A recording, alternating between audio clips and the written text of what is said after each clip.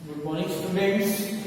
आज मैं अपनी नई वीडियो लेके आया हूँ और ये वीडियो क्लास 6 की एसएसटी का चैप्टर नंबर 11 है जो हिस्ट्री से लिया गया है। चैप्टर का नाम है ट्रेडर्स, पिलग्रिम्स एंड किंग्स। जैसे आपको बताना चाहूंगा कि आज हम लोग जो है क्लास 6 की एसएसटी का चैप्टर नंबर 11 पढ़ रहे हैं जो कि हिस्ट्री से लिया गया है और चैप्टर का नाम है ट्रेडर, पिलग्रिम्स एंड किंग्स। यानी यहाँ पर हम लोग जो है व्यापारियों के बारे में, इसके अलावा हम लोग तीर्थयात्रियों के बारे में और इसके अलावा फिर जो है हम लोग जो है वो राजाओं के बारे में चैप्टर में पढ़ने जा रहे हैं। तो चलिए देखते हैं कि आज की इस वीडियो में हमें कौन कौन से टॉपिक पर चर्चा करनी है। तो आज की इस वीडियो में हमारे 4-5 टॉपिक दिए गए हैं जिन टॉपिक्स पर हम लोगों को जो है डिस्कशन करना है। पहला टॉपिक है हमारा इंट्रोडक्शन, यानी सबसे पहले आज हम लोग जो है वो इंट्रोडक्शन पर बात करेंगे। यानी सबसे पहले जो है वो इस चैप्टर का हम लोग जो है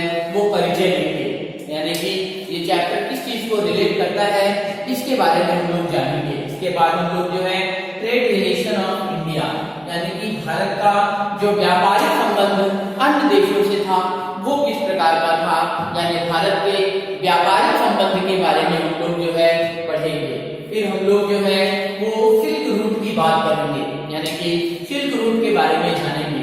इसके बाद हम लोग जो है वो विदेशी व्यापार पढ़ेंगे, समुद्री व्यापार पढ़ेंगे कि उनका समुद्री व्यापार जो है वो किस प्रकार का होता था, जिसे हम मैरीटाइम ट्रेड के नाम से भी जानते हैं। और लास्ट में हम लोग जो है स्प्रेड ऑफ बुद्धिज्म, यानी कि बौद्ध धर्म का प्रचार और प्रसार किस प्रकार हुआ, तो बौद्ध धर्म के प्रसार के बारे में हम लोग जो है वो पढ़ेंगे। चलिए सबसे पहले हम लोग जो है आज इस वीडियो में इंट्रोडक्शन पर जो है हम लोग बात करते हैं। तो यहाँ पर एक बच्ची है जिसका नाम है अमृता और Amrita was living for Bodh Gaya for new Delhi airport to visit her grand parents. Amrita जो है वो नई दिल्ली से देखेंगे तो बोध गया के लिए जो है वो जा रही है और वहां पर वो जो है अपने ग्रैंड पेरेंट्स से मिलने जा रही है। और एयरपोर्ट पर देखेंगे तो एयरपोर्ट पर उसने जो है वो बहुत सारे बौद्ध भिक्षुओं को देखा, बुद्धिस्ट मॉन्क को देखा जो कि विदेशी थे। दे बोर्डेड द सेम फ्लाइट, यानी कि वो सभी लोग जो है एक ही फ्लाइट में बैठे। शी आस्क्ड हर मदर, उसने अपनी माँ से पूछा कि माँ ये लोग कहाँ जा रहे हैं। उसकी माँ ने रिप्लाई दिया कि ये लोग जो है वो बोध गया जा रहे हैं, जिस प्रकार से हम लोग बोध गया जा रहे हैं उसी प्रकार से ये लोग भी बोध गया जा रहे हैं। ऐसी उसकी माँ ने जो है वो उत्तर दिया और साथ ही साथ बताया कि वो एक पवित्र स्थल है। तो अमृता फिर पूछी बट दे आर फॉरेनर, लेकिन ये लोग तो विदेशी हैं और हमने पढ़ा है कि बौद्ध धर्म का जो बौद्ध धर्म की जो स्थापना हुई वो भारत में हुई। यानी कि अमृता ने अपने किताब में कहीं पढ़ा था कि बौद्ध धर्म की स्थापना जो है वो भारत में हुई। तो how did it spread to other country. फिर वो प्रश्न पूछती है कि ये जो है ये जो धर्म था ये अन्य देशों में किस प्रकार से फैला। तो उसकी माँ ने उत्तर दिया have you read about silk route, क्या तुमने कभी सिल्क रूट के बारे में या रेशम के रास्ते के बारे में पढ़ा है। It played a very important role in the spread of Buddhism outside India, यानी कि भारत से बाहर इसका बहुत बड़ा जो है कह सकते हैं एक प्रकार से प्रभाव था भारत के बाहर बौद्ध धर्म का। अमृता की माँ जो है उसके बाद उसको सिल्क रूट के बारे में बताने लगी। तो इस प्रकार से उसे सिल्क रूट की जानकारी प्राप्त हुई।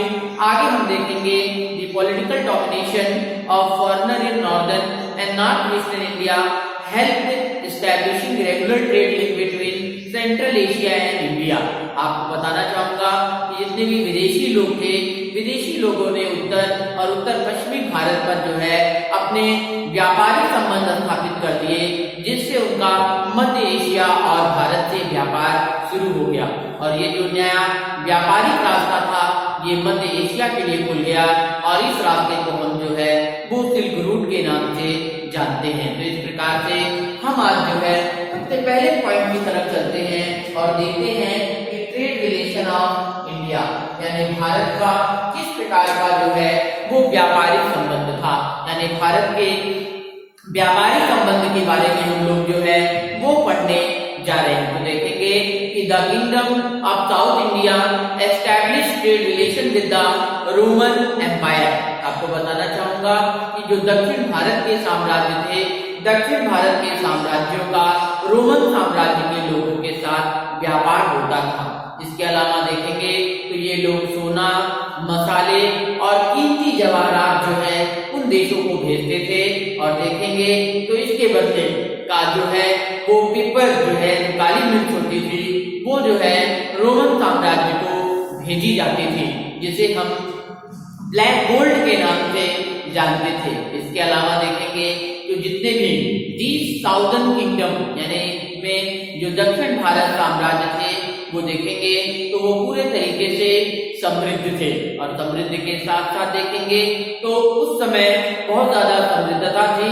और आप देखेंगे तो जितने भी रूलर्स होते थे, जितने भी शासक होते थे, उन्हें जो है इन व्यक्तियों के द्वारा कुछ उपहार भी प्रदान किया जाता था। इसके अलावा देखेंगे उस समय जो है कुछ कर लेने की प्रथा भी अस्तित्व में थी। और देखेंगे तो उस समय जो है कुछ पोर्शन जो है वो मिलिट्री के खर्चे के लिए भी रखा जाता था। और देखेंगे तो जो बचता था उसे शाही परिवार के सदस्यों में बांट दिया जाता था, सिपाहियों में बांट दिया जाता था, कवियों में बांट दिया जाता था। अगर आप संगम साहित्य को पढ़ें तो संगम साहित्य में राजाओं के बारे में वर्णन किया गया है, जिसमें ये दिखाया गया है कि किस प्रकार जो कवि होते थे वो राजाओं के बारे में लिखा करते थे और उनके बदले जो है उन्हें ग्रांट जो है यानी कि उन कवियों को मूल्यवान वस्तुएं प्रदान की जाती थी, जिसमें जवाहरात होते थे, जिसमें सोना होता था, जिसमें जानवर होते थे और अच्छे कपड़े जो है उन्हें प्रदान किए जाते थे। ऐसी जानकारी जो है वो संगम साहित्य के माध्यम से मिलती है। यानी संगम साहित्य आप पढ़े तो संगम साहित्य में राजाओं को प्रसन्न करने के लिए जो कवि होते थे वो रचनाएं करते थे। और इन रचनाओं को जब राजा सुनता था तो उससे खुश होकर जो है वो उन्हें कुछ न कुछ चीजें प्रदान करता था। आगे हम लोग जो है वो सिल्क रूट के बारे में पढ़ेंगे कि सिल्क रूट जो है वो किस प्रकार का था।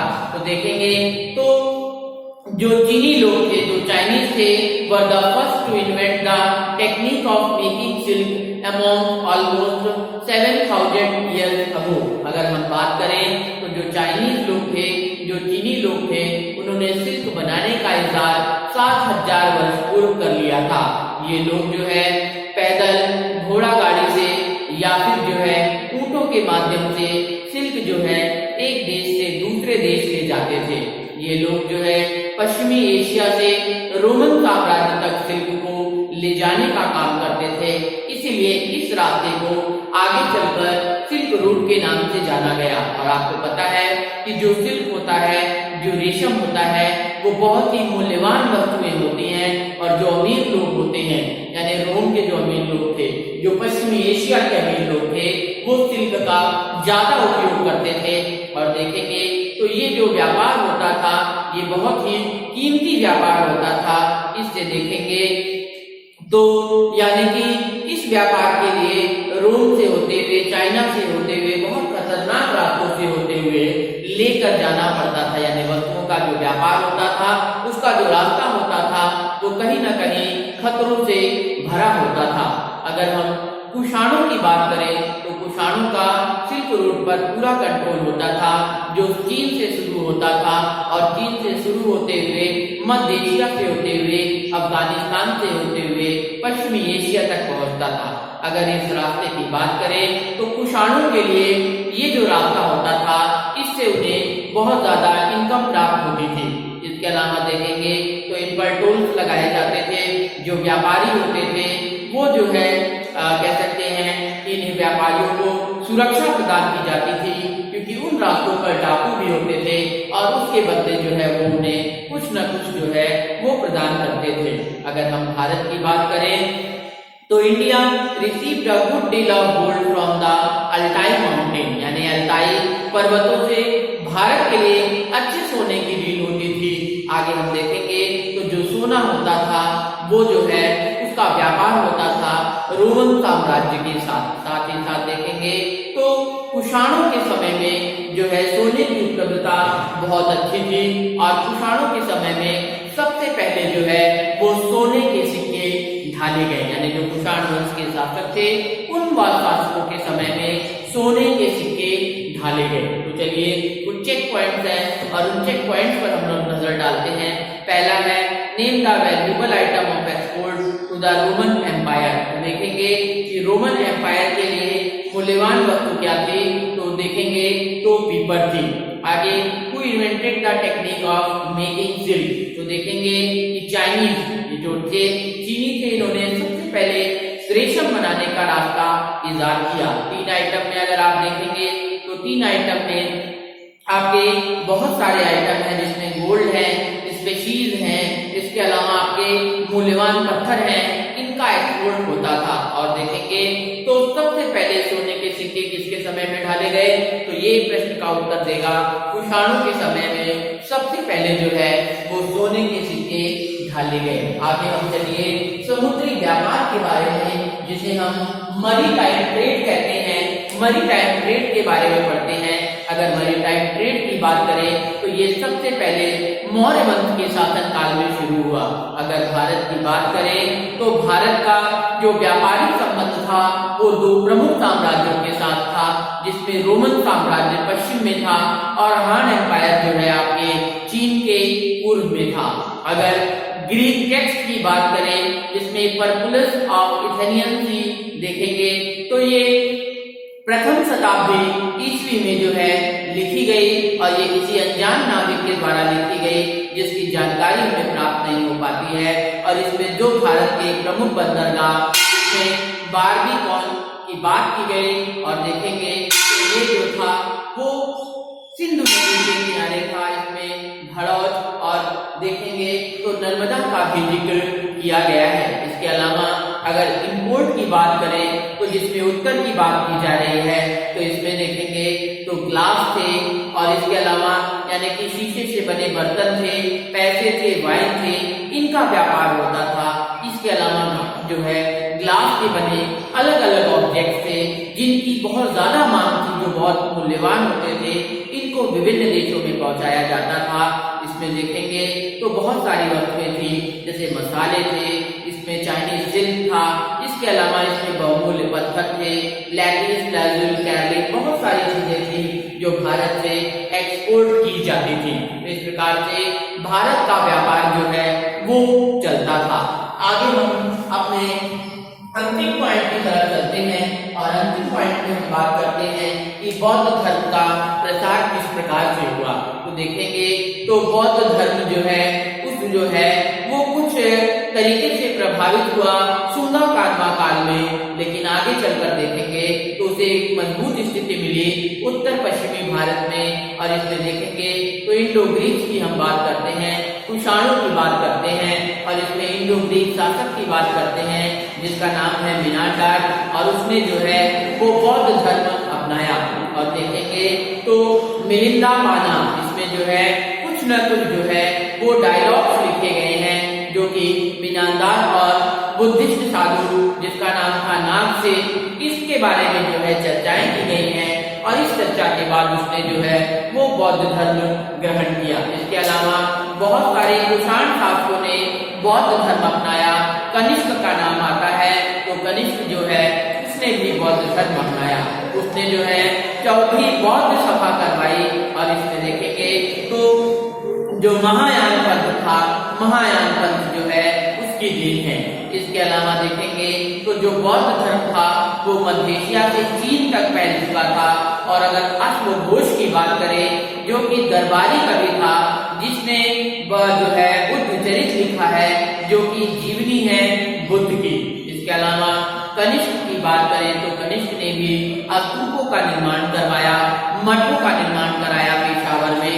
साथ ही साथ उसके समय में जो बौद्ध धर्म का वो जो बौद्ध धर्म था या जो बुद्धिस्ट लोग थे उनके लिए जो है उसने एक अच्छा व्यवस्था दी। साथ ही साथ अगर हम दक्कन के क्षेत्र की बात करें तो दक्कन के क्षेत्र में जो सातवाहन राजा थे उन्होंने भी बौद्ध धर्म अपनाया। बहुत सारे स्तूपों का निर्माण हुआ और देखेंगे तो उदाहरण के तौर पर अमरावती के स्तूप की बात की जाती है, जिसको जो है सफेद संगमरमर से बनाया गया और इसको बनाने का काम था कुलमावी का। इसके अलावा बहुत सारी गुफाओं में भी जो कि पश्चिमी घाट में है, जिसमें सातवाहना और शतक राजाओं का था, तो उसमें बौद्ध मठों का निर्माण किया गया। गुफाओं को काटकर नासिक, कार्ले, भाजे, गुनार और कनेरी में जो है गुफाएं बनाई गई। और अगर आप देखेंगे तो उसमें तमिल भाषा में कुछ शिलालेख भी प्राप्त होते हैं, जिससे हमें ये पता चलता है कि इन गुफाओं में बौद्ध धर्म के प्रचार प्रसार करने वाले लोग जो है रहते थे। के अलावा this inscription also record donation by worshipper. इससे ये भी पता चलता था कि जो वर्शिप यानी पूजा पाठ करने वाले लोग होते थे वो बौद्ध धर्म के लिए कुछ ना कुछ पैसे जो है वो दिया करते थे। तो इस प्रकार से आज की वीडियो में हमने जो है वो व्यापारियों जो है यात्रियों और राजाओं के बारे में पढ़ा। इस प्रकार से अगर आज की वीडियो में देखने पॉइंट पर चर्चा की किसी भी प्रकार की कोई समस्या हो तो कमेंट के माध्यम से जरूर पूछेंगे। धन्यवाद।